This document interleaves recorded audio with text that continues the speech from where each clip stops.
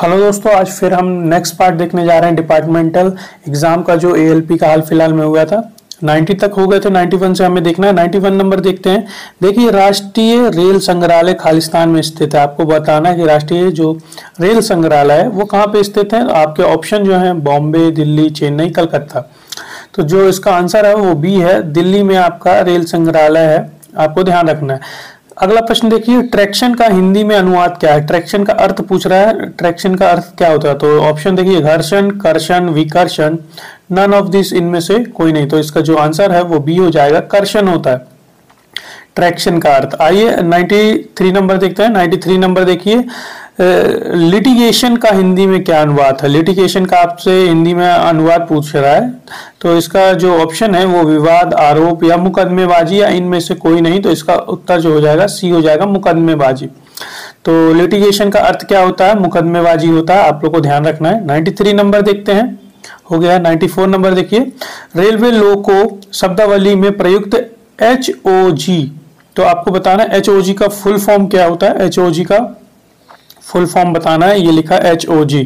अब देखिए ऑप्शन जो है, head on generation, head output generation, out over girder और आवर्स ऑन ग्राउंड। तो इसका जो उत्तर सही होगा वो ए हो जाएगा, हेड ऑन जनरेशन इसका सही उत्तर है HOG का। ठीक है।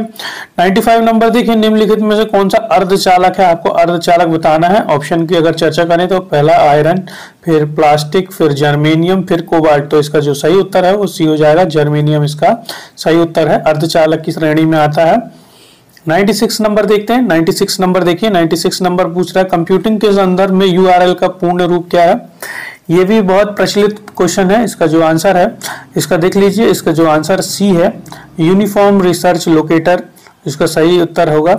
और ऑप्शन अगर देखना चाहें तो आप देख सकते हैं, undistributed resource locator, unified resource locator या यूनिफॉर्म रिसोर्स लोकेटर या यूनिफॉर्म रीजन लोकेटर। तो इसका जो सही उत्तर वो सी हो जाएगा, यूनिफॉर्म रिसोर्स लोकेटर इसका सही उत्तर हो जाएगा। URL का फुल फॉर्म होता है। 97 नंबर देखिए, जब आपका कंप्यूटर अचानक काम करना बंद कर देता है तो इसे क्या कहा जाता है। क्रैश, डाई, डेथ या पेनल्टी। इसका जो आंसर होगा वो ए होगा, क्रैश हो जाता है। जब कंप्यूटर अचानक बंद हो जाता है तो उसे क्रैश कहा जाता है कि क्रैश हो गया। 98 नंबर देखिए, भारत में चीता को कूनो राष्ट्रीय उद्यान खालिस्तान से लाया गया है। तो आपको ये बताना है, जो भारत में जो चीता थे वो कूनो राष्ट्रीय उद्यान में कहाँ से लाए गए हैं। तो आपके ऑप्शन है पेरू और युगांडा, नामीबिया और दक्षिण अफ्रीका, रवांडा और जिम्बाब्वे, इनमें से कोई नहीं। तो जो उसका सही आंसर है बी हो जाएगा, नामीबिया और दक्षिण अफ्रीका जो इसका सही उत्तर होगा।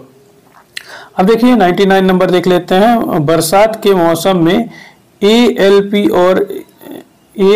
और LP द्वारा पटरियों पर रेत लगाने का कार्य खालिस्तान किया जाता है। तो ये जो रेत लगाया जाता है ALP द्वारा, आप लोग देखे होंगे, तो वो किस लिए होता है। तो इसके ऑप्शन अगर देखें तो घर्षण कम करने हेतु, एडिसेशन कम करने हेतु, एडिसेशन बढ़ाने हेतु या दाब कम करने हेतु। तो इसका जो सही उत्तर है वो सी हो जाएगा, जो है एडिसेशन बढ़ाने हेतु। ठीक है, एडिसेशन बढ़ाने हेतु इसका सही उत्तर हो जाएगा। अब देखिए 100वां नंबर है, ओम के नियम के तहत वैधता की शर्त यह है।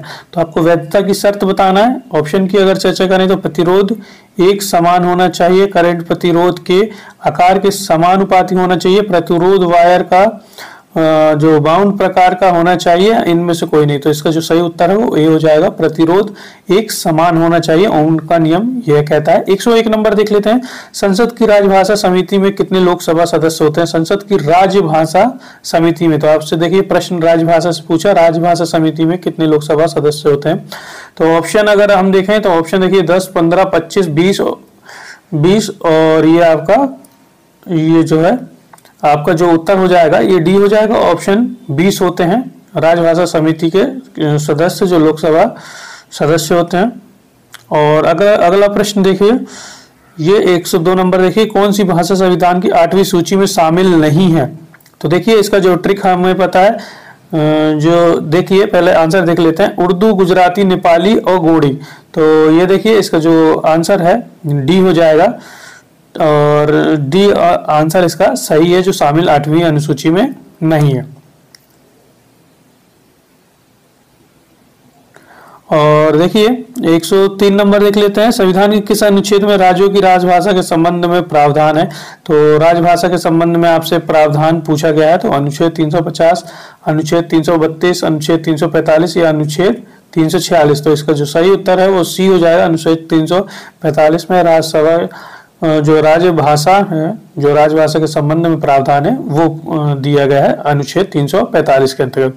104 नंबर देखिए, संसद के राजभाषा समिति में राज्यसभा के कितने सदस्य होते हैं? राज्यसभा के सदस्य आपसे पूछ रहा है, संसद की राजभाषा समिति में राज्यसभा के कितने सदस्य होते हैं?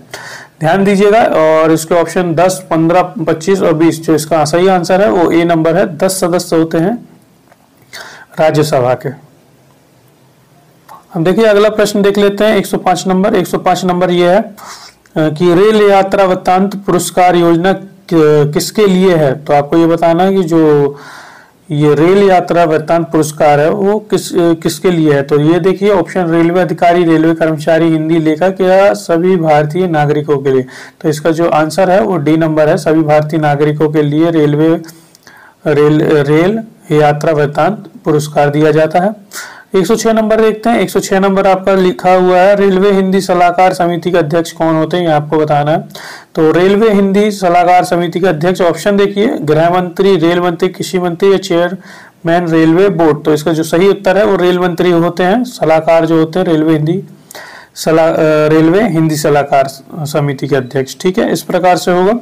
107 नंबर देखिए, हिंदी में मौलिक पुस्तक के लिए तकनीकी मौलिक लेखन नगद पुरस्कार योजना का नाम खालिस्तान के नाम पर रखा गया। तो आपको ये बताना है, जो मौलिक पुस्तक लिखने के लिए तकनीकी मौलिक लेखन नगद पुरस्कार योजना जो चालू की गई थी किनके नाम पे? तो ऑप्शन है बी आर अम्बेडकर, जवाहरलाल नेहरू, लाल बहादुर शास्त्री या सरदार वल्लभ भाई पटेल। तो इसका सही उत्तर सी हो जाएगा, लाल बहादुर शास्त्री के नाम पे आरंभ हुई थी। अब देखिए 108 नंबर देखते हैं। देखिए 108 नंबर लिखा है, संविधान की 8वीं अनुसूची में वर्तमान में कितनी भाषाएं हैं? वर्तमान में आपको भाषाएं पूछ रहा है, तो ये 22 भाषाएं हैं। आपको ऑप्शन की आवश्यकता नहीं, ये तो ऐसे प्रचलित क्वेश्चन है जो आप लोग दे सकते हैं बिना ऑप्शन के। अब देखिए 109 नंबर देख लेते हैं, श्रेणी डी के कर्मचारी को किस पाठ्यक्रम में प्रशिक्षित किया जाना आवश्यक है? तो देखिए प्रवीण में, प्रबोध में, पारंगत में, इनमें से कोई नहीं। तो इसका जो आंसर है वो बी हो जाता है। प्रबोध में ग्रुप डी स्टाफों को जो प्रशिक्षित किया जाता है प्रबोध के अंतर्गत होता है। अब देखिए 110 नंबर देख लीजिए, 1973 में गठित प्रथम रेलवे हिंदी सलाहकार समिति के अध्यक्ष किसने की थी? जो अध्यक्षता थी वो किसने की थी? आपका जो था 1973 में गठित प्रथम रेलवे हिंदी सलाहकार समिति की अध्यक्षता। तो ऑप्शन देखिए, ललित नारायण मिश्रा, लालू प्रसाद यादव, गुलजारी लाल नंदा या ममता बनर्जी।